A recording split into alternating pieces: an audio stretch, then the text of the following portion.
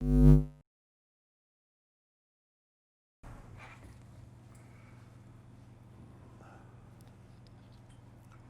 we'll get started whenever you're ready, Coach. All right. I just told the team I thought they fought very hard. Practiced well, a lot of 1-2. They fought to the very end. Obviously, we made some mistakes. Coached better scheme, better execution. Got to give them credit. They're a good football team. And that number 6 is one of the best players I've seen. And he had a tremendous game against us. Our guys are going to stick together. We're going to get ready for Florida. Any questions? Ed, what can you learn from a game like this? And second question is just, does this help or hurt recruiting? Obviously, guys see that there's need and maybe they can come help right away. I think it helps recruiting. I mean, the recruiting has been fine. Our guys stuck to us, stuck with us. The commitments have stuck with us. I think we're in good shape. I mean, I'm not going to say it helps recruiting. You don't ever want to lose like that. But, you know, when guys see that, hey, I can come in and play, there's some opportunities for me. There's a lot of young guys. A lot of freshmen are playing right now. Yeah, I think that's the way to take it. Ed, in the first half, you seemed clearly frustrated after the second touchdown, but it was number 6. Yeah. What was going on at that time? What did you see in the defense? Yeah. Well, you know, our plan was for most of the game to double team him. You know, and that was one of the times that we wasn't. So, and you know, we just got beat 1-on-1. It's nobody's fault. And but you know, just the we went into the game to stop number 6, and you got to give them credit. Now, sometimes we had him doubled, and he made some big plays. So it was just kind of frustrating to see one player have almost 300 yards in the first half. Hey, Coach, long read scale is you sports. All season long, this defense has struggled, but would you say this is the worst performance for the team? Well, we had some pretty good performances against Texas A&M and pretty good performance against Arkansas. I think the first half was not a very good half with the explosive plays, which we wanted to eliminate. And that's all I'm going to say about that.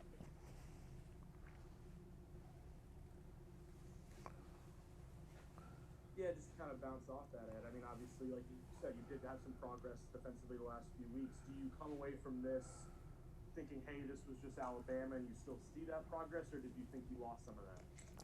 You know, I thought there were some parts of the game that some of our guys played very well. You got to give them credit. I mean, they've got an excellent scheme. Like I said, the quarterback was on fire. Number 6, he's a great player. And so I think it's a combination of both. I'm not discouraged at all.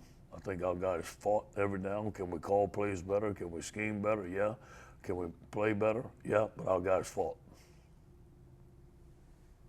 And Ed, you said before that you'll wait until the end of the season to evaluate everybody, coaches, everyone included. Does a night like this add anything to the evaluation in your mind? No. I promised myself we're going to go through the end of the season, and then we're going to sit down and look at everything.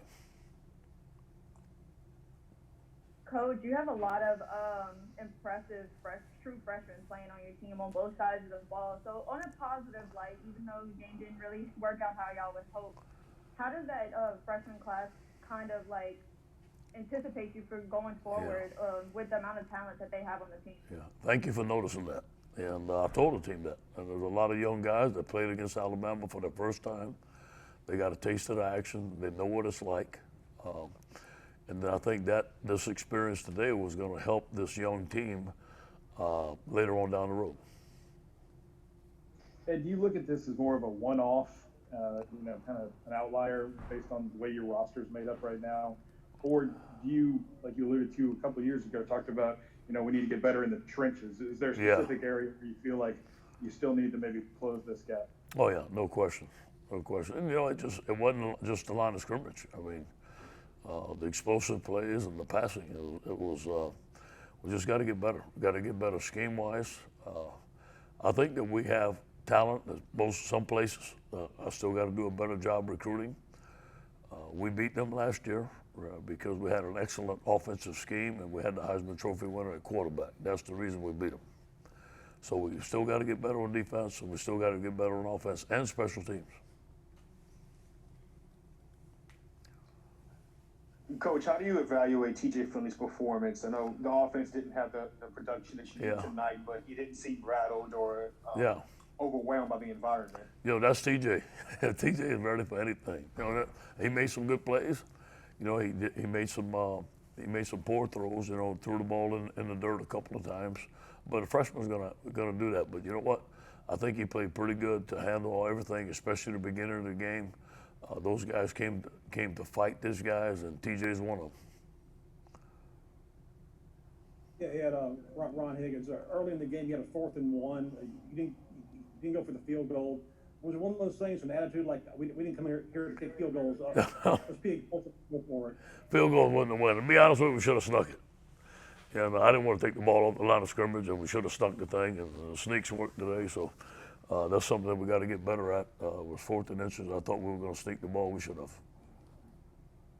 Hey, Ed, there was a CBS report at halftime said Derek, when it came to talk to you about the covering of Devontae Smith, did he want to be on Devontae more in the second half? Yeah, that's what we talked about at half. You know, let's put, you know, Derek is our best cover guy. Let's put him on Devontae Smith. You know what? And he did. And, you know, he had a nice breakup. I don't know what Devontae did in the second half, but it was sure not like the first half. Only he played I'm sure they didn't play him the whole time. But, you know, she asked me, what can we do better? I said, let's put Derek Stingley on him. And I thought we did a better job in the second half. I guess that drop. I guess walk me through what you were seeing on that touchdown where he dropped the ball right before, and what you kind of said to him. Say that again now. Obviously, Kayshawn had that play where he scored a touchdown, but dropped it a yard early. I guess take us through what you saw and what you said to him. Yeah, well, we got lucky there. You know, you got to take care of the ball. Obviously, he dropped it on the 1 yard line. We got to take care of the football all the way throughout the end zone. You know, he's a freshman, and that's all I told him.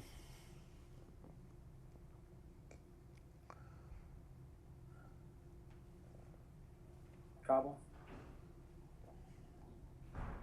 Go ahead and skip me. What was that? Steve. Hey, Coach. Steve Moulton, WZZN. Coach Saban was asked about revenge being potentially a factor. Do you think that was a factor here in this game here tonight, Coach? No, I don't know. I can't say that. You know, I mean, I think any time a team beats you, you know, the next time you want to beat them. So, I mean, that's sports. I mean, I don't know. I ain't heard anything about revenge or nothing like that. I was focused on our football team this year, so that's it. Coach, the number of high-profile recruits around this week. What have your conversations been talking with recruits? Are they asking about this season? And, you know, what are you having to tell them about this season and getting, you know, back to where you want to be? Well, you know, Preston, you know, those guys watched us have one of the best teams in college football last year, and they saw that. And I think that's why we got the majority of our recruits already committed. And the season, the results of the season has not been a factor with recruits at all, with their parents at all, because we have great relationships. They understand we have a young team. They understand this is LSU. They want to come here at LSU, and they see there's a chance for them to play. So I don't think this has been a negative factor at all for us. And Ed, with 2 games left on the schedule, I mean, you guys have had a lot change personnel-wise throughout this season, from quarterback to receiver to everywhere. I mean, how do you talk about the rest of this season moving forward from a game like this? Yeah, I told them, come to work like you did last Monday and fight. And let's get ready to play Florida. We got to get rid of this. 24 hours. They hurting in there. These guys, they were fired up in that locker room, and they were ready to fight. And I thought they did. We didn't execute. We could have called plays better. We just got to improve. Florida's a good football team. We got to go in the swamp and play them. Another tremendous challenge. Just take it one day at a time, one game at a time. We have time for one more round. Yeah, Ed, I'm just wondering, why wasn't Stingley on Devontae Smith the whole game? Yeah, you know, I just thought we had a plan for it, and they were moving them around a little bit, and I think sometimes it was difficult to get that done, but we did a better job in the second half.